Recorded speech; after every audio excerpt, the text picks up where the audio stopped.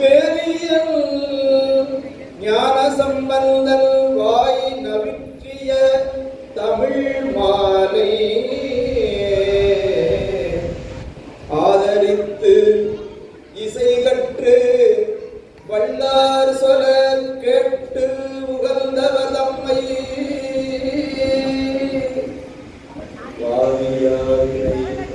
மறுமைக்கும் இம்மைக்கும் வருத்தம் வந்து அடையாவே.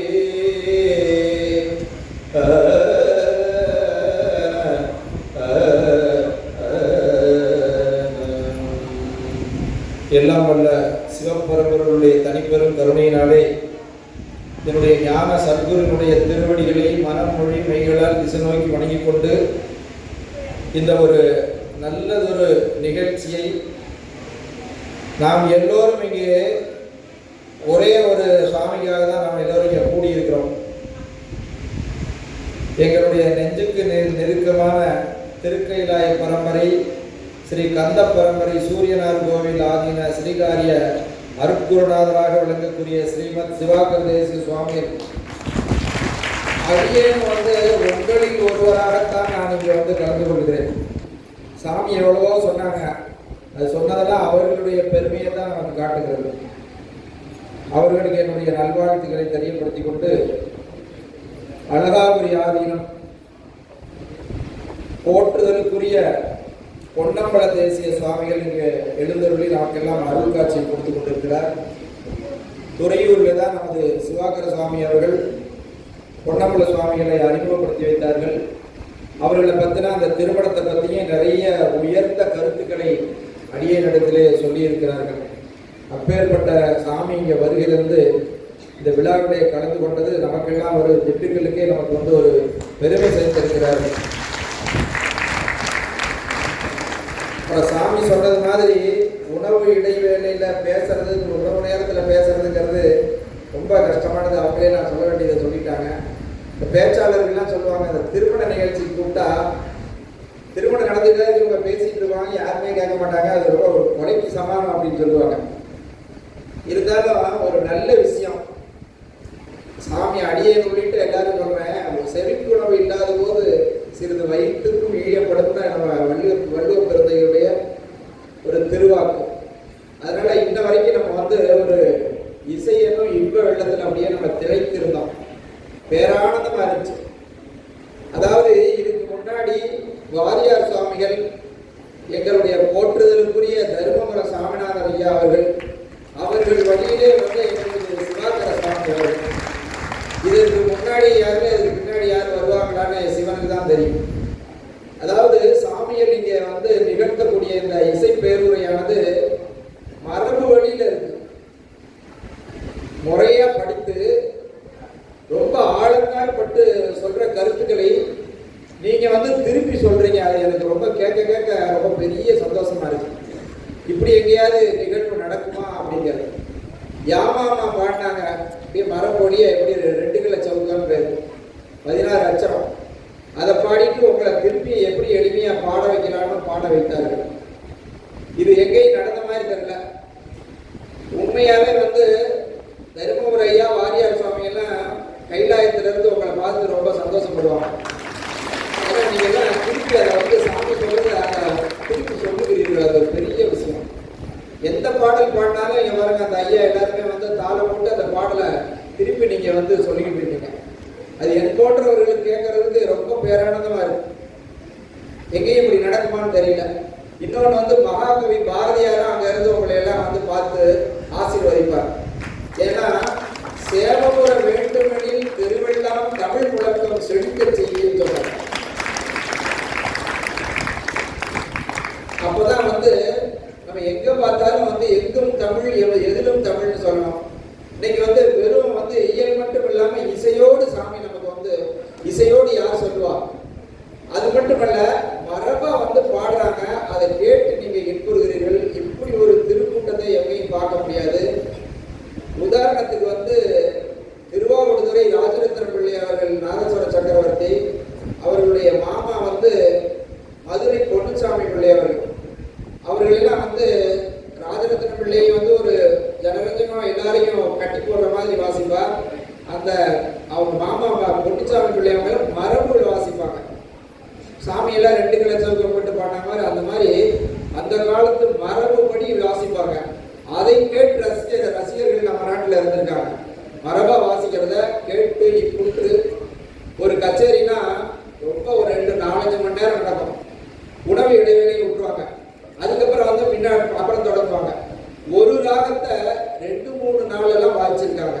அதை மக்கள் எல்லாம் திரளாக உட்கார்ந்து கேட்ட காலம்லாம் நம்ம நாட்டில் இருந்திருக்கு. இந்த பொன்னிச்சாமி பிள்ளை அவர்கள் வந்து வாசிச்சுட்டே வந்தபோது ஒரு ராகத்துல வந்து ஒரு வக்கர பிரயோகம்னு சொல்லுவோம், அது அபூர்வமா இருக்கும். அப்படி ஒரு வாசிக்கிற போது ஒரு குரல் வந்துச்சான். என்னன்னா, பொன்னிச்சாமி நாட்டை குறிஞ்சியை தூக்கிட்டார் அப்படின்னு ஒரு குரல் வந்துருக்கு. அவர் அப்படியே வாசிக்கிறத விட்டு திருப்பி பார்த்துருக்காரு. யாரா இப்பேற்பட்டதை சொல்றாரு. இந்த பெட்ரமாஸ் லைட் தூக்குறவர் வந்து சொன்னாராம், அவர் நாதஸ்வரத்தை விட்டு அவர் அப்படியே கட்டி தூக்கிட்டாராம்.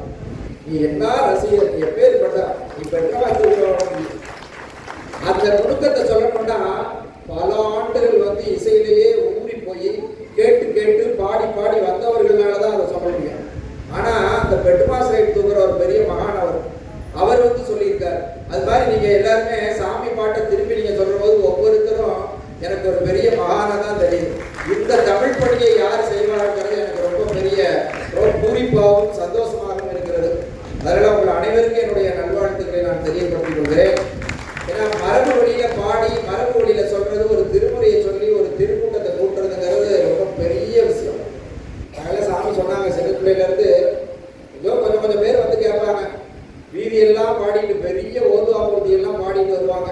விஸ்வலிங்க சபாபதி ஐயா, திருக்குளர் சுந்தரேச தேசியர், சாமி சொன்ன திருவாளூர் சோமையா போன்றவர்கள் எல்லாம் மகா மேதைகள் பாடிட்டு வருவாங்க. யாரோ கொஞ்சம் பேர் அப்படியே கேட்டு வருவாங்க. இவ்வளோ பெரிய கூட்டம் எல்லாம் பார்க்க முடியாது. அப்பேற்பட்ட மகான்கள் பாடுறதுக்கே இவ்வளவு கூட்டம் இருந்ததில்லை. இப்ப இந்த சாமி போன்றவர்கள் அவதரிச்சு, சிவாகர சாமி போன்ற அந்த பரம்பரையிலே வந்தவர், அந்த ஞான பரம்பரையிலே வந்த நம்ம சாமி வந்து எப்படியாவது இதை போய் மக்களிடத்தையே சேர்க்கணும். அது தருமபுரி ஐயா தான் முதல்ல அந்த வேலையை செய்தவர்கள். எப்படியாவது இது இப்படி பாடிட்டு இருந்தோம்னா வந்து அவங்க எப்படி கேட்பாங்க அப்படின்னு அந்த பணியை விடாம வந்து அவருடைய மறு உருவமாக தான் நம்ம சாமி எனக்கு தெரியல வந்து. ஏன்னா அதுக்கு முன்னாடி நிறைய பாடியிருக்காங்க. தருமபுரி ஐயா வந்து அப்படியே பாடி மக்களை எல்லாம் கேட்க சொல்லி அந்த சொற்களை, அதாவது அப்படியே உயிரை பிடிச்சி இழுக்கிற மாதிரி அவருடைய பாடல் இருக்குவாங்க. என்னன்னு கேட்டா, நான் ஒரு பூர்வாசிரமத்தில் ஒரு அடியார் வீட்டுக்கு ஒரு ஹோமத்தை கூப்பிட்டுருந்தாங்க. சரின்னு போயிருந்தா இன்னைக்கு அவன் எல்லாம் சிஷியர்கள்லாம் இங்கே வேலை பார்த்துட்டு தான் நான் ஏதோ எடுத்து வச்சுட்டு இருந்தேன். இந்த தருமபுரி ஐயாவுடைய அந்த கேசட்டை அந்த வீட்டில் போட்டாங்க. எல்லாம் பெரிய அனுபவம். போட்டது வந்து குழுவுக்கும் குணம் ஒன்று எனக்கும் அதுவே,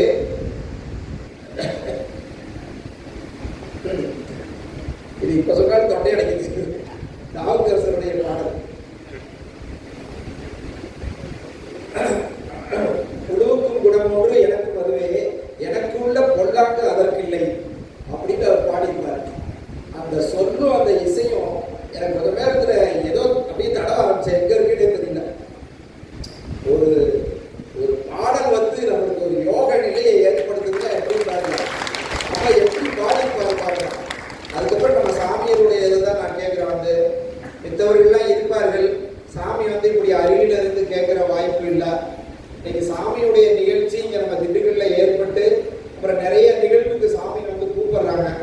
அவங்க கூப்பிடுறதுனாலதான் நான் போய் பக்கத்துல இருந்து கேட்க முடியுது. இல்லாட்டி எல்லா இதுக்கும் இவங்க கூடயே பிரயாணம் பண்ணணும்ல என் மனது தோணுது. அப்புறம் இன்னொன்னு, எவ்வளவோ பேரை மனிதர்கள் எவ்வளவோ பேரை பார்க்குறோம். சாமி வந்து இன்னைக்கு உலகம் பூரா வந்து ஒரு பெரிய திருமுறை பாடி உலக புகழ் அடைந்திருக்கிறார்கள். எவ்வளவு புகழ் அடைந்தாலும் அவர்களுடைய அந்த பணிவு யாருக்கும் வந்ததில்லை. நான் வந்து பார்த்ததில்லை. முதல்ல பார்த்து என்ன சாமினா ஒரு விடுக்க என்ன சாமி எப்படி இருக்கியா அப்படின்ற மாதிரி கேட்குற காலத்துல சாமி எவ்வளவோ வந்து உயரும் போது பணிவு வந்தால் உலகம் உன்னை போற்றும் வணங்குற மாதிரி அந்த ஒரு குணம் அவருக்கு யாருக்கும் இல்லாத அபூர்வ குணம். அது மாதிரி நம்ம பொன்னமலை சாமி அவர்களை பற்றி எனக்கு ரொம்ப உயர்வா, சாமியோட அவரோட பழகுற எனக்கு வாய்ப்பு இல்லை. ஆனால் எனக்கு அறிமுகப்படுத்திட்டு நாங்கள் அந்த ஒரு கும்பாபிஷேகத்தில் இருக்கும்போது அவர்களை பற்றின உயர்வு எனக்கு சொன்னார். அப்போ சாமிகளுக்கு உள்ள ஒரு அபூர்வ குணம் எனக்கு வெளிப்பட்டுச்சு. யாருக்குமே இந்த சமூகத்தில் இல்லாத குணம் வந்து சாமிக்கு இருக்கு. சிவாகர சாமி இருக்கு. அந்த மாதிரி ஒரு இதெல்லாம் வந்து எங்கேயோ படிச்சதை சொல்லலை, என்னுடைய அனுபவத்தை நான் சொல்றேன். அது மாதிரி குரு குரு கிடைக்கிறதுங்கிறது சாதாரண விஷயம் இல்லை. நமக்கு சிஷியர்களும் தயாரா இருக்கணும், குருவும் வந்து அதுக்கு நம்ம தயாரா இருக்கும்போது நமக்கு குரு கிடைப்பாரு. அப்ப அந்த குருவை தேடுதல் உண்டான நமக்கு அந்த எண்ணங்கள்லாம் நமக்கு இருக்கணும். அது மாதிரி பரம குருநாதரா நம்ம சிவாகர சாமிகள் நமக்கெல்லாம் வந்து காட்சி தந்து கொண்டிருக்கிறார். இன்னொன்று வந்து நம்ம சைவத்திலேயே சொல்வார்கள், சுருக்கமாக முடிச்சிடறேன். ஒரு சாமி சித்தர் என்று சொல்லக்கூடிய மறைஞான சம்பந்த பெருமான் வந்து ஒரு திண்ணையில உட்கார்ந்துருக்கார், ஒரு அழுக்காட ஒரு சித்த உருவம். அப்பொழுது திண்ணையிலே பூஜை பண்ணக்கூடிய உமாபதி சிவாச்சாரியார் வந்து அங்க வந்து தில்லை தீட்சிதர்கள்லாம் பூஜைக்கு போறப்ப பல்லாக்கில் போவாங்க. சத்திர சாமரங்கள் மேலதாரங்கள்லாம் பழங்க தீமிட்டி எல்லாம் வச்சுட்டு அப்படியே கோயில் போய் காலையில கோயில் திறந்துட்டு அந்த தீட்சிதரை என்னைக்கு பூஜை பண்றாரோ அன்னைக்கு அந்த வீதியெல்லாம் வாழைப்பழம் கட்டி ஒரு விழா கோலம் கொண்டு வேலை செய்யறவர்களுக்கெல்லாம் புத்தாடை கொடுத்து இவர்களும் புத்தாடை அணிஞ்சு. ஏன்னா அந்த காலத்துல வந்து 3000 அந்த அந்தணர்கள் இருக்கிற போது 20 வருஷத்துக்கு ஒரு தடவை தான் அந்த பூஜை வரும். இதனால போய் சாமி பண்ணா சாமியை தொட்டு பூஜை பண்ற அந்த முறை. அப்ப அந்த மாதிரி போற போது பெரிய மேலதாரம் உடம்பு அந்த நிறைய தங்க எல்லாம் போட்டு ருத்ராஜமெல்லாம் அணிஞ்சு போயிட்டு இருக்காரு. போய் கோயில் திறந்துட்டு உச்சிக்கால பூஜை முடிஞ்சு திரும்பி வர்றாரு. திரும்பி வரும்போது இந்த சாமசித்தராக விளங்கக்கூடிய மறைஞான சம்பந்த பெருமான் அந்த திண்ணையில இருந்து சத்தமா சொன்னார். மேல சத்தத்தோட பெருசா கேட்டிருக்குன்னு நினைக்கிறேன். பட்ட கட்டையில் பட்ட பகலில் பட்ட கட்டையில் பகல் குருடு போகுதுவா அப்படின்னு சொல்லிட்டாரு. உடனே இந்த இவருக்கு காதுல இருந்தது வேறவங்களா இருந்தா எவனா வைத்தியகாரமா சொல்றா அப்படின்னு இவர் அப்படி நினைக்கிற. எல்லாரும் நிப்பாட்டு கட்டாரு. நிப்பாட்டி அப்படியே பார்த்தா அவர் ஞான சொரூபமா இருக்காரு. அந்த குரு சொல்ல முடியாது. சாமி கூட சொன்னாங்க வந்து, ஏன்னா குருந்த மரத்து நெல்லில் வந்து மாணிக்கவாச சுவாமிகள் அப்படியே ஈர்த்து ஆட்கொண்டார் வர்றது மாதிரி இந்த இந்த பல்லாக்குல இருந்து தங்க வைரங்கள்லாம் போட்டு இந்த பெரியவர் அப்படியே போய் பார்த்தா அங்கே ஒருத்தர் ரொம்ப அழுக்காடையோட உட்காந்துருக்காரு. இவர் அப்படியே போக இவருடைய சர்வாங்கமும் அப்படியே அடக்கி ஒடுங்கிடுச்சு. போய் இவர் தான் நம்ம குரு அப்படின்னு மனசுக்குள்ளேயே பிரார்த்தனை பண்ணி, எனக்கு நீங்க ஞான உபதேசம் பண்ணணும். ஏன்னா சாமியோட பாட்டை கேட்டதுவே எடையவே இழந்துட்டாரு. எங்க இருக்கேன் சொல்ல முடியாத அளவுக்கு ஆயிடுச்சு. அது மாதிரி அவர் வந்து பிரார்த்தனை பண்ணார். இதுக்காக தானே இந்த குரு கிடைக்கதானே நம்ம வந்து தவம் பண்ணிட்டு இருந்தாலும் கையை கட்டி அடக்கி ஒடுக்கி எனக்கு நீங்க ஞான உபதேசம் பண்ணணும்னு அப்படியே நின்றுட்டு இருந்தார். அந்த அவர் அப்படியே திண்ணையில இருந்து அப்படியே நடந்து போனார். கொஞ்சம் தூரம் போனதுமே இந்த தறி நெய்கிறவர்களுடைய குடியிருப்பு பகுதி, அங்க வந்து அந்த நூலை வந்து போட்டு கட்சி வடிச்ச கட்சியை போட்டு தான் ஒரு பிரசாலம் அப்படி பண்ணுவாங்க. அதுல மீதி இருக்க கட்சியை கொண்டு போய் ஒரு தொட்டியில அங்க ஊத்திடுவாங்க. அது தெரு நாயெல்லாம் வந்து குடிக்கும். அந்த மாதிரி ஒருத்தர் வந்து அந்த தொட்டியில ஊத்துற அந்த கட்சியை அந்த சாமசித்தராகி அந்த பெருமான் வந்து வாங்கி இப்படி குடிச்சார். அவர் குடிக்கிற போது அவர் முழங்கை வழியா வந்த எச்சல் கட்சியை இந்த பல்லாக்குல போனார் பாருங்க, சத்திரசாம முழங்க அந்த தீட்சிதர் அவர் வாங்கி குடிச்சார். இந்த நிகழ்வு நமக்கு எதை காட்டுதுன்னா, ஞானோபதேசம் கேட்கிறாரு. பெரிய பல்லாக்குல வந்து நீயே கடவுள் மாதிரி சத்திரசாம முழங்க தங்க வயிறெல்லாம் போட்டு எப்படியோ போயிட்டு இருக்க அப்படிங்கிறது ஒரு நிகழ்வு. எனக்கு அந்த மாதிரிலாம் என்னை நினைத்து என்னை ஒதுக்கி விடாதீர்கள், நான் உங்கள் அடிமைக்கு அடிமைன்னு சொல்லி அந்த எச்சல் கட்சியை வந்து இவர் குறிச்சார். இந்த சாமி சித்தராகிய மறைஞான சம்பந்த பெருமான் வந்து யாருன்னு கேட்டா, ஈராண்டில் மெய்ஞானம் பெற்றுயர்ந்த மெய்கண்டாருடைய சீடராகிய விளங்கிய அருள்நந்தி சிவாச்சாரியாருடைய சீடர் வந்து மறைஞான சம்பந்த பெருமான். அவர் வந்து தன்னுடைய குரு பரம்பரையா குருநாதர்கள்லாம் உபதேசம் பண்ண சிவஞான போதத்தை இந்த மறைஞான சம்பந்த பெருமான் வந்து உமாபதி சிவாச்சாரியாருக்கு வந்து உபதேசம் பண்ணார். அந்த மறைஞான சம்பந்தரை பத்தி நமக்கு நிறைய பாடல்கள் கிடைக்கல. ஆனா தன்னுடைய குருநாதரை பத்தி அவர் வந்து உமாபதி சிவாச்சாரியார் அப்படி சொல்றார். பார் திகழ வளர் சாம வேதம் மல்க பராசரமா முனிவு மரபு பயில ஞானச்சார்புதர வந்து இணையாண்ட சைவ சிகாமணி மருத தலைவன் அப்படின்னு குருநாதரை பத்தி போற்றி புகழ்ந்து பாடியிருக்கார். இந்த இவர் வந்து இந்த மாதிரி யாருக்கையோ வேணுமா தீட்சை வாங்கிட்டாருன்னா தீட்சிதர்கள்லாம் வந்து இவரை உள்ள சேர்த்துக்கல. இவர் அதை பத்தி இல்லை, எனக்கு குருநாதர் கிடைச்சா இந்த உலகத்துல ஞான உபதேசம் கிடைச்சிச்சுன்னு இன்னைக்கு நம்ம அண்ணாமலை பல்கலைக்கழகம் சொல்ற இடத்துல வந்து பொற்றவன் குடின்னு பேர். இந்த மன்னருடைய பெயராலே பொற்ற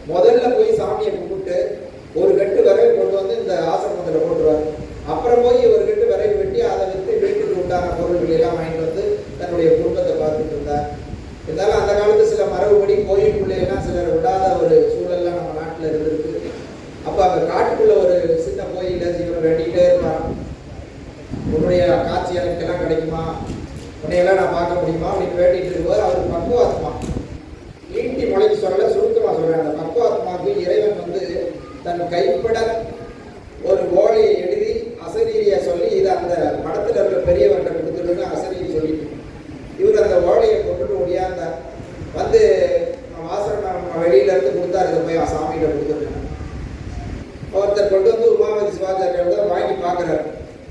பார்த்ததும் அரண்டு போயிட்டார். அது யார் கொண்டு வந்தது என்ன அப்படின்னா வெளியில அந்த நம்ம மிரகு போடுறாரு, உடனே அவரை உள்ள அழைச்சிக்குவாங்க அப்படின்னு வந்து அப்படியே பார்க்குறாரு. உமாவதி சிவாச்சாரியார் பார்க்குறாரு, ஞான சுமூகமாக இருக்காரு அந்த விரைவுட்டிங்கிற பெரியவர். சாமி என்ன எழுதியிருக்கார்? அடியாருக்கு எளியே. சிவபெருமான் சொல்றார், தில்லையில் இருக்க நடராஜ பெருமான், அடியாருக்கு எளியே கொற்றம் குடியாருக்கு எழுதிய கைச்சீட்டு பெற்றான் சாம்பாருக்கு வேதவர தீட்சை செய்து முக்தி கொடுக்க முறை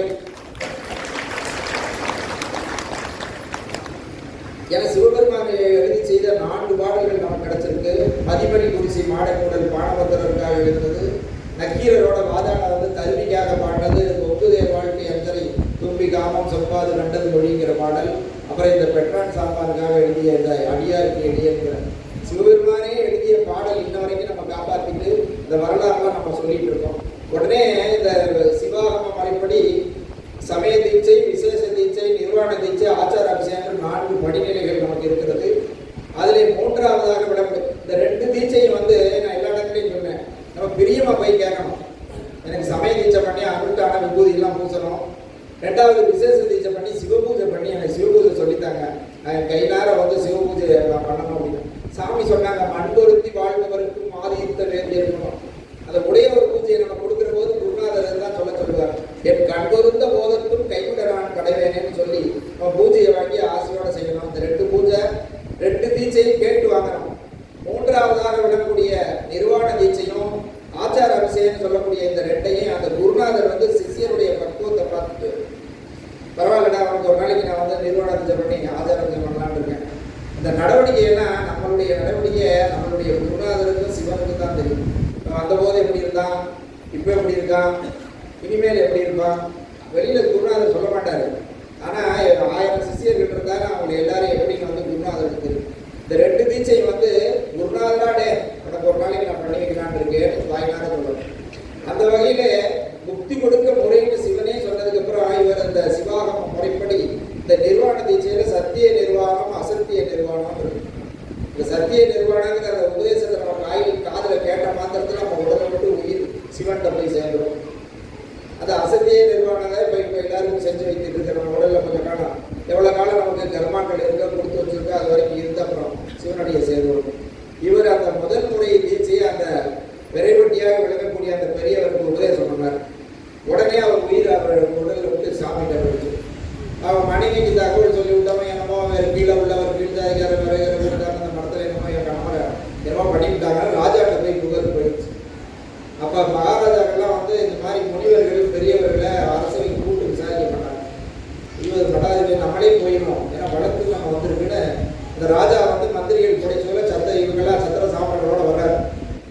வந்து சுவாமியை பார்த்தா அப்படியே பழுத்த பழமா சிவப்பழமா இருக்கார். அவர் நமஸ்காரம் பண்ணி, சாமி இந்த மாதிரி இந்த இவருடைய மனைவியார் என்கிட்ட வந்து வழக்கு சொல்லியிருக்கு, என்ன நடந்ததுன்னு கேட்கிறாரு. அவர் சொல்றாரு, நம்ம சொல்றாரு, மகாராஜா சொல்றாரு, எங்களுக்கெல்லாம் இது புரியாது, நாங்கள் எல்லோரும் பார்க்குற மாதிரி ஏதாவது ஒரு செயலை நீங்கள் நிகழ்த்தி காட்டணும் அப்படின்னா. அன்றாட அவர் சிவபூஜை பண்ணி அந்த தீர்த்தத்தால் ஒரு முள்ளிச்செடி முளைச்சிருச்சு. அந்த முள்ளிச்செடியில மந்திரத்தை உபதேசம் பண்ணார். அது அப்படியே பற்றி மறந்து போச்சு. அப்புறம் எல்லாரும் நமஸ்காரம் பண்ணிட்டு அவர் திருவுடலை எடுத்துட்டு போய் அவருக்கு செய்ய வேண்டிய காரியங்கள் எல்லாம் செய்தார்கள். அது மாதிரி நமக்கு குருநாதர்கள் கிடைக்கிறது சாதாரண விஷயம் இல்லை. இன்னொன்று வந்து நம்ம தமிழ்நாட்டிலே அவர் இந்து சமயம், சைவ சமயம், நம்ம எது வேணாலும் சொல்லிட்டாலும் நமக்கு சொல்லிக் கொடுப்பவர்கள், நம்ம சமயம் பற்றி சொல்றவர்கள் ரொம்ப அரிது. நமக்கு மித்த பிற மதங்கள் மாதிரி நமக்கு பிரச்சாரங்களோ நம்ம சமயம் நிறைய இருக்கு. உலகத்திலே எந்த மதத்திலையும் இல்லாத அளவுக்கு நமக்கு செல்வங்களை வந்து வாரி வழங்கி சென்றிருக்கார்கள். எல்லாரும் நம்ம சொல்ல, ஒரு ஞான சம்பந்தர், ஒரு நாவுக்கரசர், ஒரு சுந்தரர், ஒரு மாணிக்க வாசகர் அவதரிச்சு அவர் நடந்த அவர் பாதப்பட்ட இடத்துல நாம வந்து கலந்துருக்கோம். இந்த உலகத்துல வேற எங்கேயுமே யாருக்குமே இது கிடைச்சிருக்காரு. அதனால சாமி போன்ற அவதார புருஷர்களை நம்ம வந்து நிறைய போற்றணும். அவர் எவ்வளவோ என்னை பத்தி சொன்னாரு. நானே இருந்தாலும் சாமியுடைய நான் எல்லாம் உன்னை